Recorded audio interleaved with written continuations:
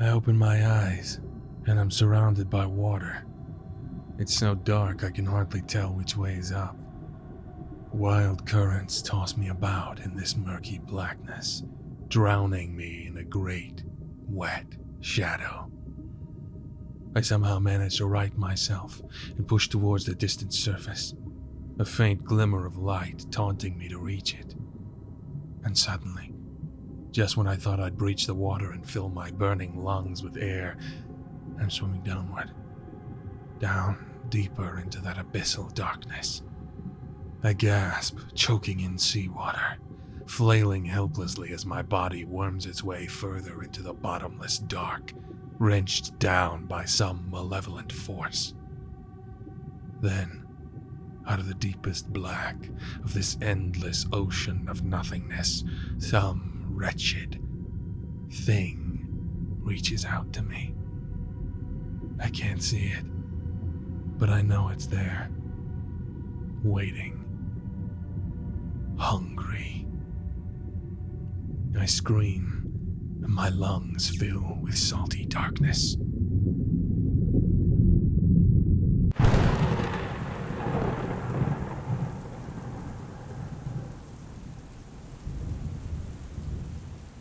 My eyes open again, and I'm in my office, sprawled over my desk like the menagerie of dirty case files and loose sheets of paper.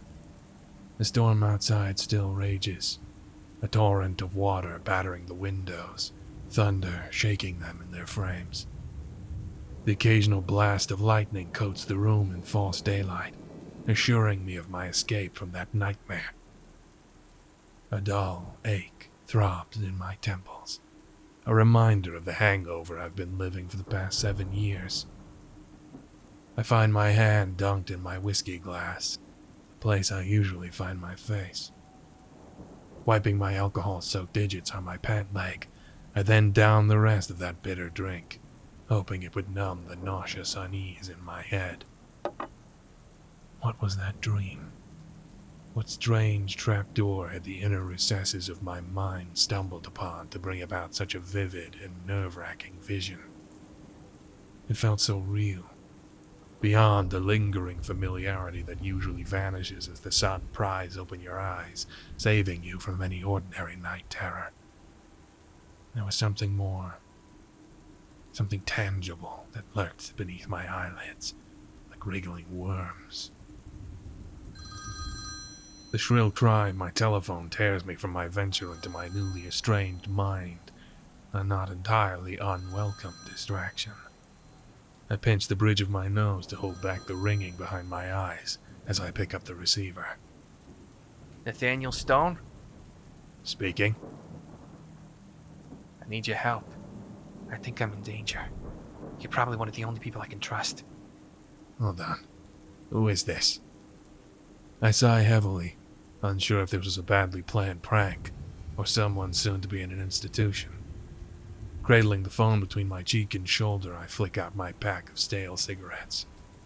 A burst of lightning outside illuminates my face as I strike the match, the orange flicker overshadowed by the light of Zeus himself. Holton Founds. I sputter, my cigarette flipping out of my mouth in an arc of orange embers. They dust my desk like little stars, just begging to start a campfire with the perfect kindling of crumpled papers and barely opened folders. I quickly pop it back between my lips, taking a long drag as I gather myself. I swipe an only mostly used notepad and a pen that might actually have some ink left. I can't talk about this over the phone. We need to meet in person. I'm not sure if they're listening in. He trails off, his voice soft and shaking, barely audible from the other line. He's obviously spooked, and whatever's going on, I'm sure I'm about to be dragged into it whether I like it or not. You see, people like Holton Founds come calling, and you're likely to be stabbed in an alley if the wrong people catch wind of it. Speaking with Holton is like swan diving into the flooded sewers of society. I'll pay up front. You know I'm good for it. I glance about my office once again, taking in the myriad boxes of case notes, receipts, and bills, most of them dusty and forgotten or too drowned in whiskey to be legible. I could use the money like Holton could use witness protection. Both of us swimming in debts, monetary and otherwise. Midnight. Under the Hookworth Pier. Please. The line cuts off, and I briefly consider pretending the call hadn't happened in the first place. Simply an extension of the nightmare I'd recently departed. But I know that acting like it wasn't real wouldn't stop a cold blade from slipping between my ribs when the mob's cleaners come calling. I slick back my hair, scratch at the stubble on my chin, bracing myself for what was bound to be another long night. Ah, fuck.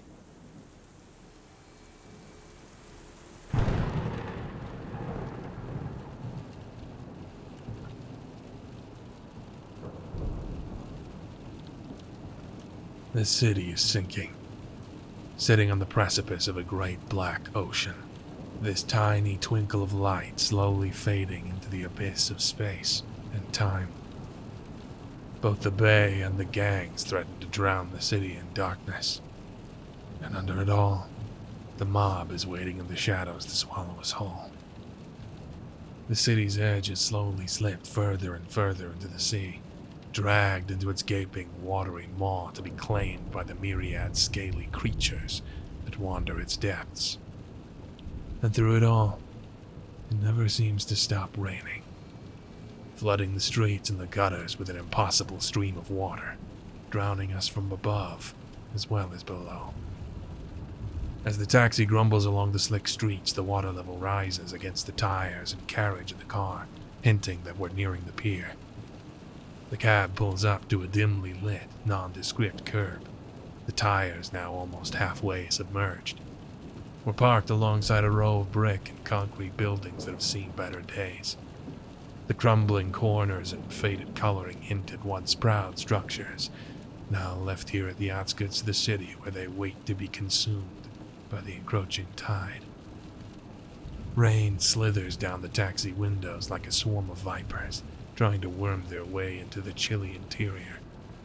I pull my coat tighter about me, my right hand quickly slipping to the holster under my left arm. The textured grip of my old friend offers little comfort against the weather, but steels my resolve nonetheless. It's mostly the illusion of safety, but when you're dealing with the mob, you never go alone. The cabbie nods into the rearview mirror, tapping his fingers nervously on the steering wheel. I can tell he doesn't want to wait around here any longer than he has to, ready to bolt the second I step out of the car. I oblige him and hop out onto the sidewalk that's practically a river, leaving a small handful of bills on his back seat. A little something extra to keep him afloat in case he gets swept under the current of whatever it is I've been sucked into. I wade through knee-high water as I make my way down the rest of the drowned street toward the pier. The clouds block out the light of the moon, shrouding the night in malevolent darkness. As I squint my eyes through the rain, I make out the edges of the wooden plankways, but I don't see Holton.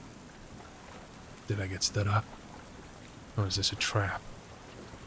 Casually reach my hand for the 6-shot snuck beneath my jacket, before my eyes catch a glint of light beneath the furthest pier, a distant star racking back and forth. The small, electric lamp nestled in a rowboat, tossing about in the shadows of the dockyard. Under the pier. Sneaky. Smart. I cross the flooded dockyard, and as I reach the waterlogged planks above Holton's hiding place, he calls out to me. Are you alone? You expecting someone else? I could see his eyes darting back and forth, scanning for intruders, gleaming in the lamplight before he quickly extinguishes it. Get in, He says in a hushed tone, his voice still audibly tense. Holton grabs an oar to push the little craft out from under the pier, allowing me to hop down into it. Once it settles as much as the waves will allow, he drags us back under and into safety. Droplets of seawater fall from hanging algae amid the rotting planks of the pier. They spill onto my coat and hair, mixing with the rain that already soaks me to my core. The salty aroma of the air washes out my nostrils, saving me from having to smell whatever gutter my companion just crawled out of. Holton Films is ugly. Uglier than I remembered. He's a wretch, twisted by his parents' alcoholism before his birth, and their physical abuse after it. Unwanted, unloved, and somehow prone to get caught up in all sorts of dark shit. A mascot of the teeming refuse, drowned by this city. I have to push away the urge to feel bad for him, but knowing the things he's done makes it more of a fair fight. Why am I here? I asked, wiping away some of the water and scum now caught in my hair. You have work for me? Or is this a social visit? No, seriously. I'm in some deep shit. Right, as usual. Cut to the chase, Films. He bites his lip in frustration. Maybe he's starting to doubt whether this was a good idea. The Don, that sleazy fuck. He put out a hit on me. Tried to have me offed in my own home. Squatting in a condemned building doesn't exactly count as home ownership. Right. Well, luckily I always sleeps under my desk with a nice little decoy at the bed, just in case. So this bastard comes. He pops the pillows with a couple rounds before I shut him up real quick, putting a knife where it don't belong. How do you know it was the Don that sent him after you? You're not exactly a popular guy. I'm sure there's a whole host of delightful characters have it in for you. Holton grins sheepishly, revealing his few remaining teeth hanging on for dear life to his gangrenous gums. I hold back my breath and my whiskey at the rancid odor spilling from his mouth. He quickly fishes into his coat pockets, rustling loose change and doubtless leftover food. His wrist finally flicks forward and he shoves something into my face. As it comes into view, a sliver of moonlight wriggles its way through the clouds, almost as if to illuminate just this insignificant thing. Between his gnarled and rotting fingers is an old, ornate key, glinting under all the grime as if shining from within rather than from without. I found it a week ago after I snuck down into the waterway from some salvaging, and every day since there's been this shadow over me. The Don's shadow? I don't know. It's the key. The key to this city. The key to everything. And he knows I've got it. And as long as I've got this, he's not going to stop until I'm dead. You've got to be kidding me. I'm serious. Look at this thing. Get me out of this fucking boat. No, look at this. You look at this and you tell me this ain't something worth killing me over. Before I can laugh in his face, we're underwater. I choke, the inky blackness flooding my lungs and my eyes. Animal instinct kicks in and I thrash about, trying to claw my way to the surface. Something impossibly cold grazes my leg and I feel warmth suffuse the chilly dark as blood seeps from my skin. My thigh is suddenly gripped tightly in a vice of slime, barbs, and icy shadow, and I'm yanked down, deeper into the sea. I open my eyes, and I'm surrounded by water. It's so dark I can hardly tell which way is up. Wild currents toss me about in this murky blackness, drowning me in a great wet shadow. I somehow manage to right myself and push towards the distant surface, a faint glimmer of light taunting me to reach it. And suddenly, just when I thought I'd breach the water and fill my burning lungs with air, I'm swimming downward, down deeper into that abyssal darkness. I gasp, choking in seawater, flailing helplessly as my body worms its way further into the bottomless dark, wrenched down by some malevolent force. Then, out of the deepest black of this endless ocean of nothingness, some wretched thing reaches out to me. I can't see it, but I know it's there, waiting, hungry.